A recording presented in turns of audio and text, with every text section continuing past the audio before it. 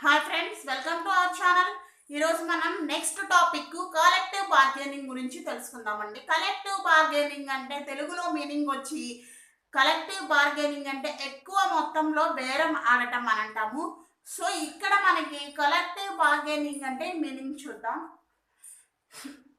A process of discussions and negotiations between two parties, one or both of whom is a group of persons acting in concern. The resulting bargain is an understanding as to the term and terms and conditions under which a continuing service is to be performed. More specifically, collective bargaining is a procedure by which employers and a group of employees agree upon the conditions of work.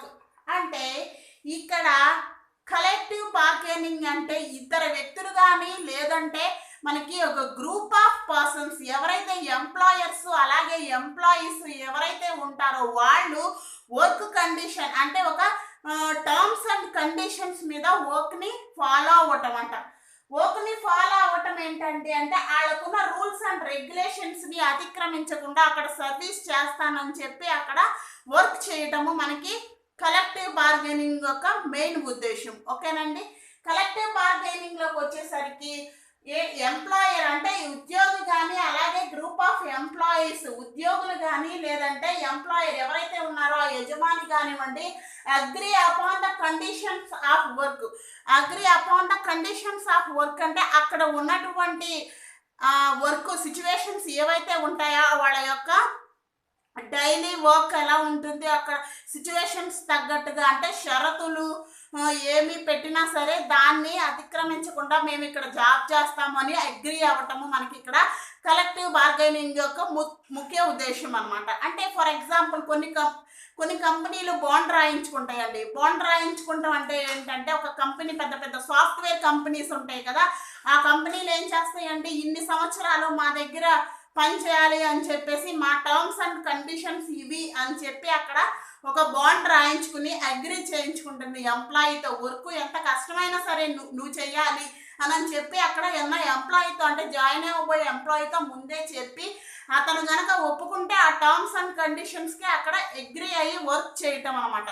ఓకేనండి. ఎన్ని సంవత్సరాలు అయినా సరే 3 years అవ్వచ్చు, 4 years అవ్వచ్చు, 1 year అవ్వచ్చు, అక్కడ ఒక బాండ్ రాసుకుంటారు. అంటే కొన్ని ఏరియాస్లో కొన్ని మధ్యలో అంటే మనకి నచ్చకపోవచ్చు ఆ ఎంప్లాయర్ యొక్క బిహేవియర్ కానీ ఆ యొక్క క్యారెక్టర్ కానీ అంటే యజమాని యొక్క క్యారెక్టర్ కానీ ఎవరైతే ఉంటారో బాసులు వాళ్ళ యొక్క క్యారెక్టర్స్ కానీ లేకపోతే వాళ్ళు సరిగ్గా ఎంత చేసినా మనకి కావాల్సినంత బెనిఫిట్స్ ఇవ్వకపోయినా సరే మధ్యలో నచ్చక మనం మానేద్దాం అనుకున్నా సరే ఏముంటుందంటే అక్కడ బాండ్ అనేది రాసి పెట్టున్నాం కాబట్టి కంపల్సరీగా మనము చేయాల్సి ఉంటుంది వర్క్.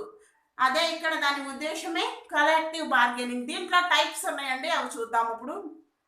ఓకేనండి. టైప్స్ ఆఫ్ బార్గెనింగ్ చూద్దాము. టైప్స్ ఆఫ్ బార్గెనింగ్లో మనకి 4 ఇంపార్టెంట్ టైప్స్ ఉన్నాయి. అవి ఏంటంటే distributive bargaining, integrative bargaining, productivity bargaining and compositive bargaining. First one distribution bargaining మనం విన్ లాస్ అని కూడా అంటామండి. ఇంటిగ్రేటివ్ బార్గెనింగ్ అంటే win to win. Distributive bargaining means అక్కడ వర్క్ అనేది ఏం జరుగుతుందండి, డిస్ట్రిబ్యూట్ జరుగుతుంది. సో ఒక వర్క్ని గ్రూప్ ఆఫ్ మెంబర్స్ని డిస్ట్రిబ్యూట్ చేసుకోవడం ఇక్కడ డిస్ట్రిబ్యూటివ్ బార్గెనింగ్ అనమాట. అంటే అక్కడ ఒకళ్ళు కరెక్ట్గా చేయొచ్చు, చేయకపోవచ్చు. సో అక్కడ ఏం జరుగుతుందండి, విన్ లాస్.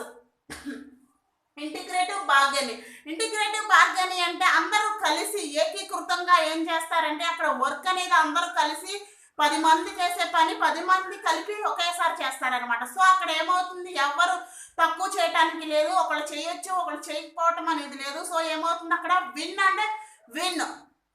సో దీన్ని ఇంటిగ్రేటివ్ బార్గెనింగ్ ఏమంటారండి, విన్ అండ్ విన్ అంటారు. Next one productivity bargaining. Here workers wage and benefits are negotiations against their productivity.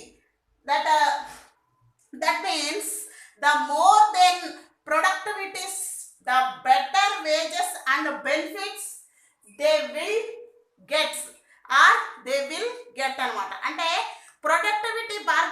వచ్చేసరికి more than productivity the better wages and benefits.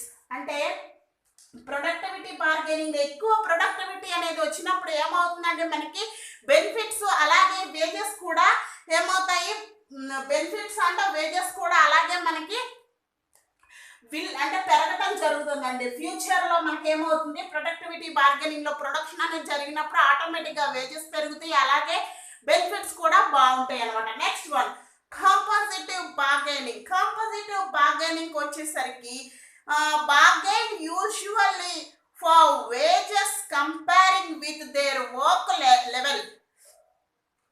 level or employment level and government environmental etc.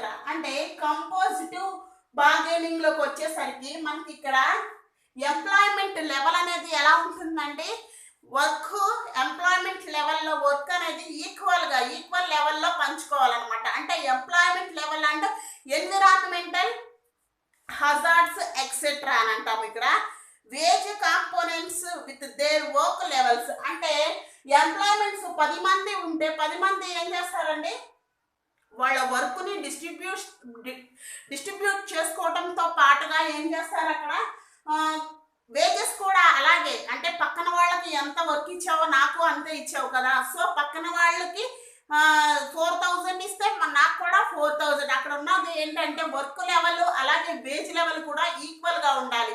దాన్ని ఏమంటాము, environmental వైజ్గా కానివ్వండి, employment వైజ్గా కానివ్వండి, అక్కడ hazards అనేవి ఉండకూడదు అనమాట. ఓకే, నెక్స్ట్ వన్ చూద్దామండి. Conditions for the success of collective bargaining. Conditions అంటే ఇక్కడ మనకి ఏమేమి కండిషన్స్ అప్లై అయ్యాయండి అంటే, మనకి కలెక్టివ్ బార్గెనింగ్ లోకి వచ్చేసరికి cannot become fully effective if management conditions are continuing to regard the union as an alien outside force. అంటే మనకి సక్సెస్ అయ్యిందా అంటే దీనికి ముందు కొన్ని చిన్న ఇబ్బందులు అనేవి ఉన్నాయి అన్నమాట. ఆ ఇబ్బందులు ఏంటంటే, management continues to regarding the union as a alliance out side forces. మనకి బయట నుంచి అంటే వర్క్, ఒక ఆర్గనైజేషన్లో వర్క్ అనేది కొన్ని టర్మ్స్ అండ్ కండిషన్స్ మీద బేస్ అయి ఉంది కాబట్టి మనకి ఇక్కడ ప్రాబ్లం అంటే ఎంప్లాయ్మెంట్, ఒకవేళ ప్రాబ్లం ఉన్నా కానీ ఎంప్లాయ్మెంట్కి వాళ్ళు ఏం చేస్తారు, వాళ్ళ యొక్క అగ్రిమెంట్ ప్రకారం వీళ్ళు వర్క్ చేసుకుంటారు. కానీ మనకి అవుట్ సైడ్ నుంచి, ఇది ఏర్పడక ముందు అవుట్ సైడ్ నుంచి అంట కొన్ని చిన్న ప్రాబ్లమ్స్ అనేవి ఫేస్ చేశారనమాట. సో దీన్నే మనం ఇక్కడ collective bargaining of conditions are continuing for the success of collective bargaining అని చెప్పుకుంటామండి. కండిషన్స్ మీద అంటే కొన్ని జాబ్స్ అయితే పర్లేదు, కానీ ఇక అంటే కంటిన్యూయస్గా చేయాలంటే అది కొంచెం కష్టం అండి. ఫర్ ఎగ్జాంపుల్ ఇప్పుడు 1 year 2 years అయితే పర్లేదు, కానీ ఒక 10 years వరకు వాళ్ళు బాండ్ రాసుకుని ఇదే టార్చర్ చూపిస్తే ఎవరైనా చేస్తారండి?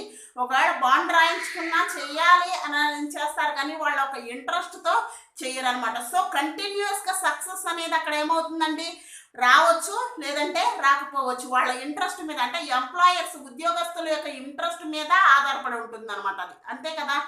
సో బాండ్ రాసుకున్నారు కాబట్టి కంపల్సరీ ఆ జాబ్లో ఉండాలి, కానీ అక్కడ సక్సెస్ అనేది ఏమవుతుందంటే కంటిన్యూస్గా వస్తుందని చెప్పలేమన్నమాట. ఓకేనండి, అర్థమైంది కదా. కలెక్టివ్ బార్గెనింగ్ గురించి ఇదేనండి ఈరోజు టాపిక్. నెక్స్ట్ టాపిక్లోకి వెళ్దాం.